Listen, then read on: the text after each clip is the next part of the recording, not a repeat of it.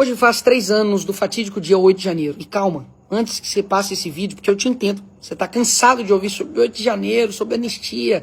Parece que o Brasil nunca passa dessa página, né? Mas esse vídeo tem a ver com você. Por quê? Porque quando você vê uma injustiça tão grande acontecendo com o brasileiro, você acaba ficando insensível. Você acaba perdendo o sentido de fato de humanidade. E não vê mais essas pessoas com um olhar humano, mas vê essas pessoas como um qualquer. Afinal de contas, né, não era um parente seu, não era alguém que você conhecia, afinal de contas, era só não estar lá que não ia acontecer tudo isso. Pois bem, qual afinal de contas era o crime que essas pessoas deveriam responder? Depredação de patrimônio público, ponto. Porque eles quebraram, isso é crime e ninguém concorda com isso. A não ser a esquerda, né, que quando eles depredam, aí tudo bem. Mas tirando essa parte, quando você pega a pena, é de 6 meses a 3 anos de depredação de patrimônio público. Então as pessoas eram para ter sido livres hoje, mas não. Existem ainda pessoas como a Débora, que vai ter ainda 14 anos da sua vida ainda na cadeia, porque ela pegou um batom e escreveu "perdeu mané" numa estátua. Tem também um caso do Breno, que era um vendedor de algodão doce, também foi preso na multidão. Tem o Felipe, que era um esquizofrênico, e mesmo com laudo mostrando que ele não poderia ficar preso, ainda assim ele manteve preso durante meses. E também a Iraci, que estava ali na sua prisão domiciliar, e Alexandre de Moraes revogou porque ela descumpriu as regras, porque ela foi para a fisioterapia. Enfim, esses 4 casos que eu contei, digamos assim, são uns casos absurdos, mas que tem muitos outros. Como, por exemplo, o caso do Clesão. E o Clesão, ele não é um nome abstrato, sabe? Não é o nome de um inseto. É o nome de um pai que simplesmente morreu na cadeia por conta da inércia do STF. E morreu. Hoje tem uma família que não tem um pai, tem uma esposa que não tem um marido, por conta disso. E aí eu te pergunto, mas Nicolas, eles atentaram contra a democracia, né? Tá. O que você acha que atenta mais contra a democracia? O Aécio também, que foi um que está preso por 17 anos, foi o primeiro condenado de 8 de janeiro, que pegou o celular dele e falou: eles cagaram na cabeça da gente a vida inteira, agora eu que vou cagar aqui. E brincou nisso. E ele tomou 17 anos de cadeia. Quem você acha que mais atenta contra a democracia? Essas pessoas que depredaram o patrimônio público, invadiram, cometeram aí esses crimes? Ou um cara que coloca milhões de reais em uma mala, como o Gedel, que foi encontrado com corrupção? Ou como alguém que foi condenado por 400 anos, né, de cadeia por corrupção também, como o Sérgio Cabral, que está livre? Ou como alguém, né, que colocou dinheiro na cueca, foi pego, e agora, né, a PGR arquivou totalmente o caso. Quem você acha que atenta mais contra a nossa democracia?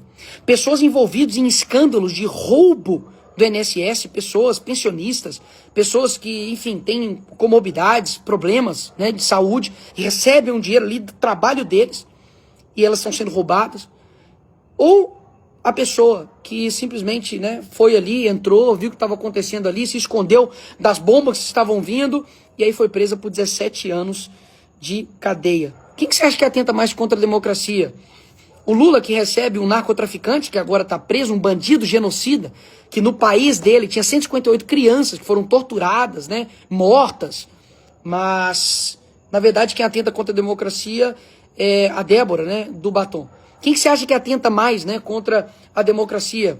Quem está dentro, né, de um escândalo, né, de banco, que recebia possivelmente aí mesada como Lulinha, ou, né, esse rapaz que estava vendendo algodão doce? A resposta, ela salta aos olhos de qualquer um. Mas quando você, brasileiro, você que está me escutando aqui, você tem uma insensibilidade com essas pessoas, você talvez não ache que eles estão te manipulando, mas eles estão. Porque que não é uma luta por A ou por B, sabe?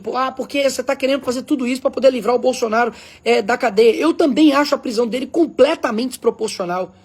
Mas, em específico, essas pessoas que estavam ali, né, no dia 8, para pensar. São pessoas que estão sendo literalmente colocadas de forma punitiva, para poder colocar medo na direita. Afinal de contas, se fosse de forma isonômica, igualitária, para poder realmente fazer justiça, você tinha que condenar todos também ataques que aconteceram também no Congresso pela esquerda, lá em 2006, 2014, 2017. Eles queimaram ministérios, depredaram também patrimônio público e nada aconteceu.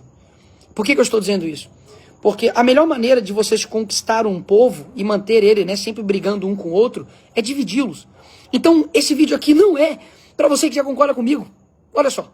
É para você que de fato que discorda de mim, ou que você talvez não saiba muito do assunto, por que isso tem a ver, por que essas pessoas estão presas tem a ver comigo. Porque hoje são eles. Amanhã pode ser você, e eu não estou brincando não. Amanhã pode ser você, pastor, que dá uma opinião, isso pode ser considerado um atentado ao Estado Democrático de Direito. Não é à toa que essa semana, né, eu postei um meme do Lula sendo preso, e eles pediram a minha prisão, e a derrubaram das minhas redes sociais. O Nicolás Maduro pode ficar livre sendo um ditador. Eu tenho que ir pra cadeia porque eu postei memes e dei a minha opinião. Ou seja, isso pode chegar e bater na sua casa. Um dia que você defender, né, uma opinião, ou quiser, né, criticar algum ministro do STF, o que vai acontecer com você? Então, de forma gradual, eles estão colocando medo em todos nós. E o medo, assim como naqueles desenhos animados, né, antigos, que ia cair uma pedra em cima assim, e ele tentava correr e não saía, a pedra caía em cima dele. Por quê? Porque o medo nos paralisa como nação. Então, hoje, o Lula vetou por completo o PL da dosimetria, que inclusive por muitos disseram, né, que nossa, a Magnish foi derrotada porque vocês apoiaram a dosimetria, porque ela não era boa, né? Agora, que coisa que não é boa, que a esquerda trabalha até de madrugada para poder derrubar na Câmara, que eles fazem um trabalho na mídia para poder derrubar, que eles depois vetam de forma integralmente, né? O Lula veta, e obviamente era algo que era sim um respiro de liberdade para milhares de famílias, porque poderiam estar agora em casa, ou até mesmo livres, dependendo ali da redução do sofrimento delas e, consequentemente, da redução da pena delas. Então, hoje, no mesmo dia, né, que a Venezuela está mostrando que está libertando os seus presos políticos, o Brasil decide manter os seus presos políticos. Por que eu estou dizendo tudo isso e por que você está me acompanhando aqui até agora? Porque se nós começarmos a lidar somente que os problemas do Brasil é uma questão somente, digamos, materialista, no sentido de corrupção, no sentido de dinheiro, por mais terrível que isso seja, porque um dinheiro que poderia estar indo para a saúde, para a educação, para a segurança, está indo para bolso de político corrupto, mas os nossos problemas e as nossas reformas precisam ser feitas de forma individual e do nosso coração. Não tem como a gente ter um país onde tudo se é decidido somente por um homem. Onde se tudo a maioria do nosso tempo, pelo menos o meu, né, desde 96, a maioria é governada pelo mesmo partido político chamado Partido dos Trabalhadores. Então eu quero abrir aqui os seus olhos para que você entenda que a causa de outros, ela também é a nossa, principalmente quando eles estão sendo extremamente perseguidos, com vidas destruídas, pais, famílias destruídas por conta de um revanchismo político. Isso precisa acabar aqui no nosso país. Eu não tenho dúvidas que a maneira de você se instalar realmente uma censura total, uma ditadura total, é fazer isso de forma gradual, porque aí você não percebe. Há 10 anos atrás, se eu contasse para você de que, enfim, pessoas estariam presas por 17 anos por depredação do patrimônio público, que um ex-presidente da República seria